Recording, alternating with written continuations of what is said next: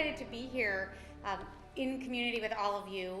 I got to UCSB in January of 2020, so it feels like I'm continuing to get to be part of the community more as it opens up. One thing that's not in my slides, but I want to say to Erica about the importance of policy, one thing I did do when I moved here early, I had a chance to write a brief about how to support immigrant students during the pandemic, and I sent it to the superintendents in the local area.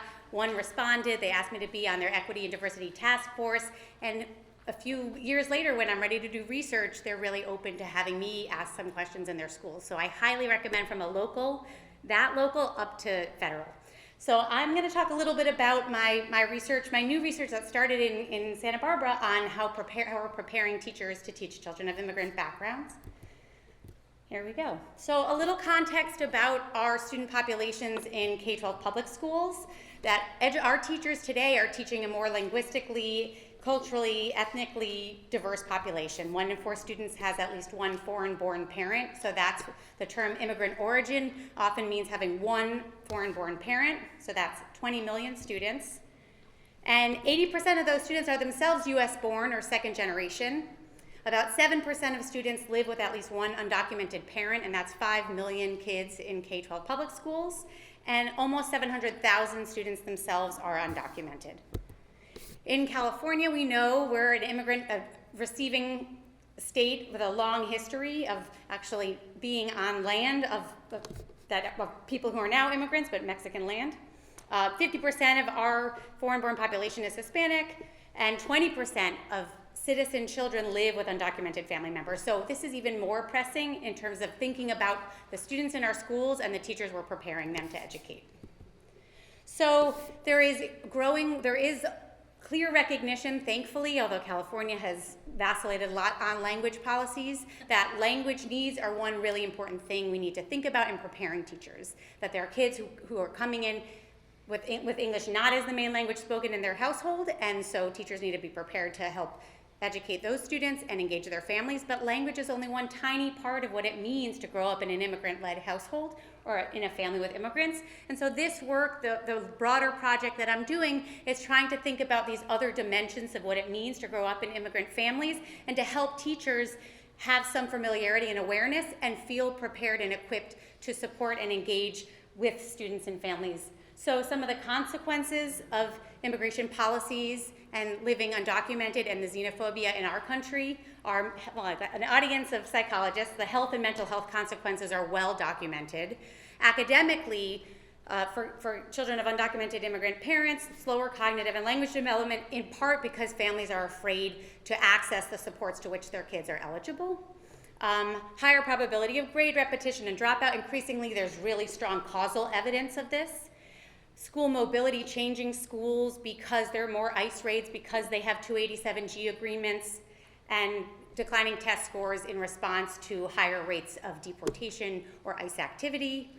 Other ways that growing up in immigrant families might affect young people are through family separations. If one parent migrates early and a child is left in the country of origin and then they reunite after 10 years, that has significant effects on young people. And then there's been some talk about interpretation. There's really interesting work by Marjorie Oriana, who's at UCLA, about children playing the role of language broker when they're asked to interpret for their parents and what that means in terms of parent-child relationships, talking about parent-child role reversal and the dynamics that means for families.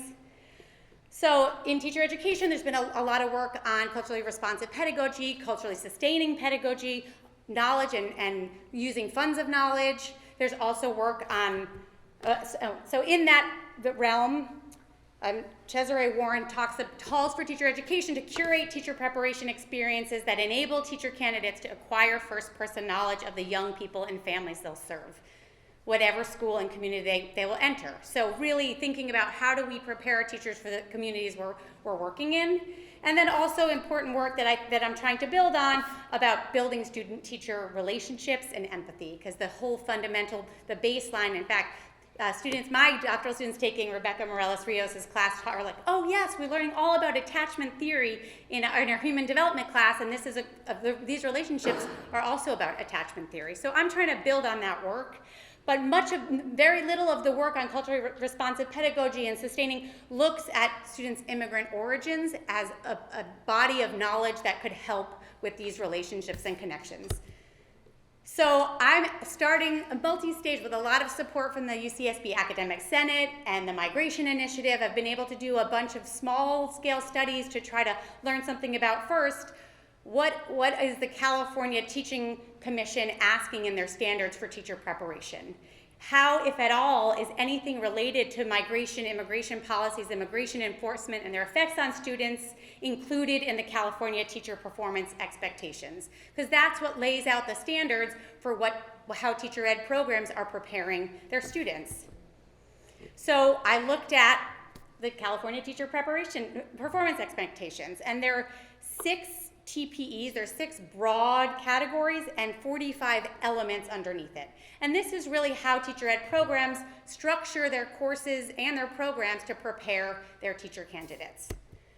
So I tried to organize, I did a summative and manifest content analysis with a graduate student, Jessica Wynn, and we created 4 tiers of how we were categorizing what we saw. So if one of the the TPEs explicitly mentioned migration, it was a tier 1. Explicitly mentioned any of these topics. If there were some other topics like diversity, race, racism, culturally responsive pedagogy, topics that could potentially touch on migration and the areas that we thought were important, but didn't necessarily name it, then we called it a tier 2. Tier 3 was, we thought there might be potential with these topics, but much less likely. Effective communication with students, privacy and technology, sort of really broad. And then tier 4, where there were no topics, the topics were not at all likely to include anything. So if a course was trying to cover this TPE, it would very unlikely to cover these topics that we were interested in. So, here we go. Drum roll, please. None of the TPEs were in tier 1. So there was nothing in the California teacher, and I have very little time left. All right, so I want to give you examples, but I don't have time. So what does this mean? What I'm trying to understand is as this foundation, without having a specific mention, what does this mean for the value, or how this is being elevated and focused on in teacher education? So while there was a lot of reference to supporting English learners, these other dimensions of growing up in an immigrant family and what we know from empirical research influences how kids are in the world, including in school, is not included. At the same time, there's a lot of wiggle room, so professors and programs have a lot of space to do their own thing, and actually that's the other kind of work that I'm doing.